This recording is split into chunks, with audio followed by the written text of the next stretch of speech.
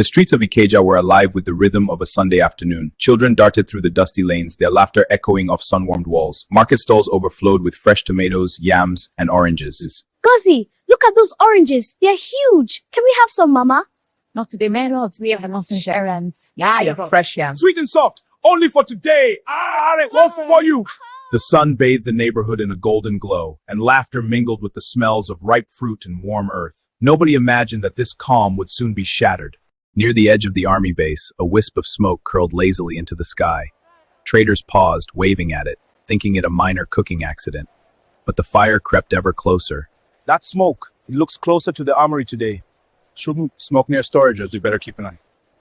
Relax, brother. A small fire like that won't reach the munitions. Nothing to worry about. Inside the base, crates of high-caliber bombs and shells lay stacked like dormant giants, waiting. Few noticed the danger creeping closer with each curling wisp of smoke. I don't know. Something feels off. I don't know. Something feels off. Always something with you. Let's get back to work. Inside a nearby home, the Adeyemi family moved with ordinary Sunday energy. Time to come inside. Dinner preparations, sweeping the yard, calling the children indoors. Dinner's ready. All the usual motions of peace. Emeka and Gozi, come inside now. The sun is setting. Mama, that smoke, is it safe? It's nothing to worry about, my son. Just some market smoke. There now, my child. Everything will be all right.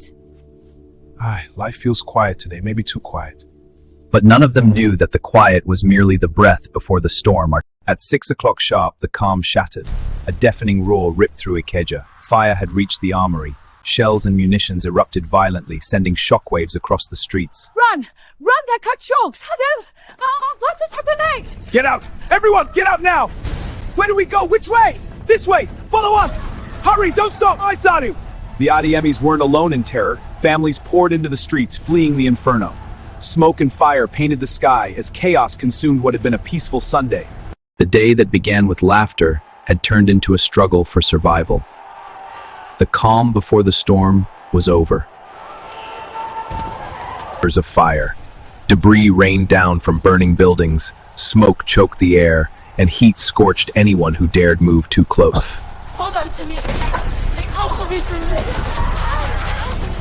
this. This way! Follow me! Watch your step! Once familiar streets became a maze of terror. Families clutched each other, navigating shattered glass and smoldering remnants of homes. Every step felt like a fight for survival. Instinct drove people toward the Okeafa Canal. Hope for water became hope for survival, but panic turned movement into chaos. I've got you! My son! Don't let me go! We will survive. Watch the bank! Move carefully! People fell into the water. Some were swept away by the friendly crowd, fought the tide of panic. Clinging to one another spurred desperate prayers with prayers.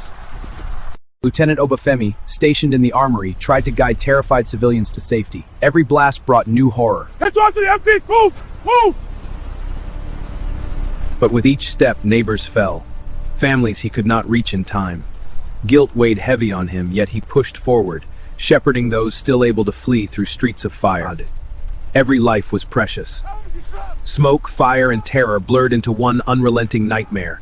Survival required courage, quick thinking, and sheer will. Finally, the Adeyemis found a small courtyard shielded by a collapsed building. Though battered, dusty, and terrified, they were alive. We made it. We're alive. I know, son. We're safe for now. Father would always protect you. All around, families huddled in similar refuges. The chaos still echoed, the roar of distant fires, the cries of the injured, the ever-present fear. They had survived, but the night was far from over. The sun revealed a landscape of ruin. Streets once filled with laughter were now unrecognizable. Homes reduced to ashes, vehicles charred and abandoned. This was our street. We have to find the others. They might still be alive. Mama, where is everyone? Survivors wandered like shadows, calling names into the silence, hoping for answers. Fire still smoldered in the remains of the market. The air was thick with smoke. Across makeshift shelters and overcrowded morgues, families searched desperately for loved ones. Hope and dread walked hand in hand. I'm so sorry. You are not alone. We are here with you. Mama, I don't like it here.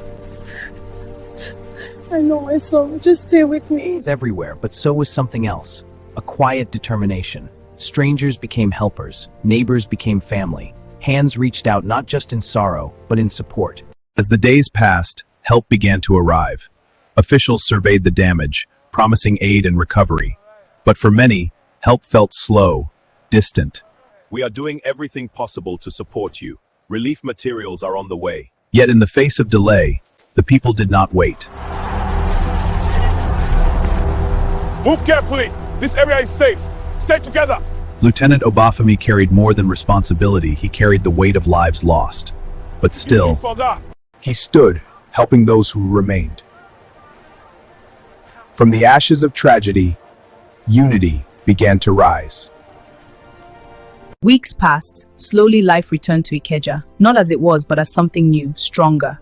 Homes were rebuilt, markets reopened, and children began to play again. In the place where destruction once stood, the Adiemis planted a small garden, a symbol of life, of hope, of tomorrow. And together we will continue.